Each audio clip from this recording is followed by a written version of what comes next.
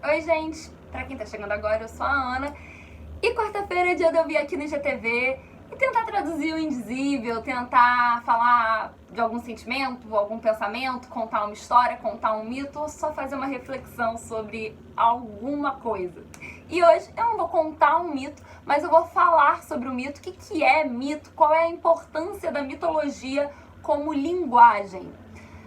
Os mitos são as histórias dos outros povos, como diria o poeta.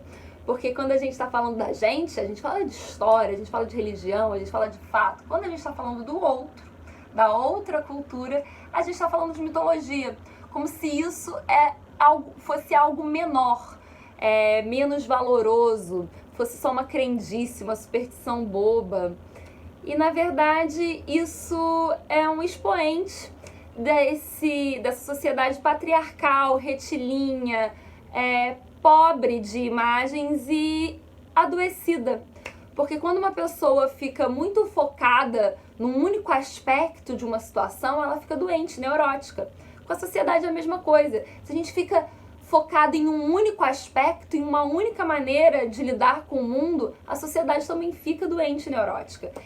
E esse é um dos maiores problemas da nossa sociedade patriarcal, que só consegue enxergar valor na razão, na racionalidade, nessa coisa acadêmica, mecânica, dura.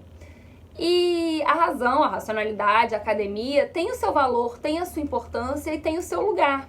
Mas ficar só nela é muito preocupante, nos deixa doentes. Então a mitologia é uma proposta de linguagem que estimula a nossa imaginação. Einstein dizia que a imaginação é mais importante do que o conhecimento, porque a imaginação é a tecnologia mais importante que a gente tem, porque é a nossa capacidade de produzir imagens e ação. A gente consegue criar uma empatia, a gente consegue se conectar e a gente consegue fazer a nossa alma funcionar e dialogar com essas imagens através da imaginação. E Hillman dizia que essa linguagem dura da academia é um insulto à alma, porque ela é muito pobre em imagens, ela é muito árida. E com a mitologia, a gente está oferecendo uma riqueza inesgotável de imagens psíquicas para a nossa psique trabalhar. E é apenas uma linguagem, uma escolha. Linguagem é uma forma de traduzir a nossa existência, de traduzir seja lá o que for. Então, a gente pode usar a linguagem racionalista. Se a gente for falar, por exemplo, de uma paixão, que é um sentimento tão humano, a gente pode falar sobre os hormônios, a gente pode falar sobre endorfina, a gente pode falar sobre como a pupila dilata, a gente pode falar de uma linguagem acadêmica. Ou então, a gente pode contar uma história. A gente pode contar a história da deusa Afrodite, que é escrava das suas próprias paixões, apesar de saber exatamente o que o coração dos homens desejam.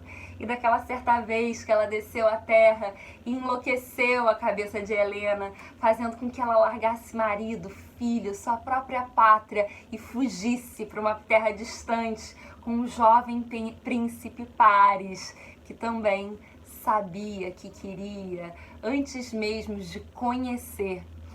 E Afrodite é essa deusa que enlouquece a cabeça dos homens, que faz a gente perder a razão em prol de uma paixão, porque ela entende o prazer que é se relacionar com o que há de fora. E aí a nossa imaginação começa a ser ativada e a gente vai enxergando essas imagens e vai entendendo por que quando a gente se apaixona, a gente perde a cabeça, a gente comete loucura, a gente faz papel de palhaço, a gente perde o apetite, a gente fica impulsivo. Eu posso falar de hormônios, mas é tão mais rico eu conseguir contar histórias para contar a minha história de quando eu tô apaixonada. Eu acho que esse é um grande valor da mitologia, dessa linguagem tão rica imageticamente, que conversa diretamente com a nossa alma. Ela nos ajuda a ter empatia com aquilo que a gente está tentando aprender. Esse músculo da empatia e esse músculo da imaginação são ativados quando a gente está falando de mitologia. É como quando a gente usa um exemplo, sabe? Quando a gente não consegue falar da teoria, a gente fala, por exemplo, e aí a gente conta um causo. Então, a mitologia é o por exemplo dos povos. Então, eu queria fazer essa proposta para vocês, que da próxima vez que a gente escutasse um mito, que a gente falasse de mitologia, a gente enxergasse essa linguagem como uma linguagem rica para a imaginação e para a empatia. O que vocês acham dessa ideia? Semana que vem, acho que vou trazer um mito para vocês. O que vocês acham? Me contem aqui no comentário se vocês querem ouvir um mito ou se vocês querem continuar aí com essas reflexões teóricas sobre a vida. Até semana que vem. Beijos!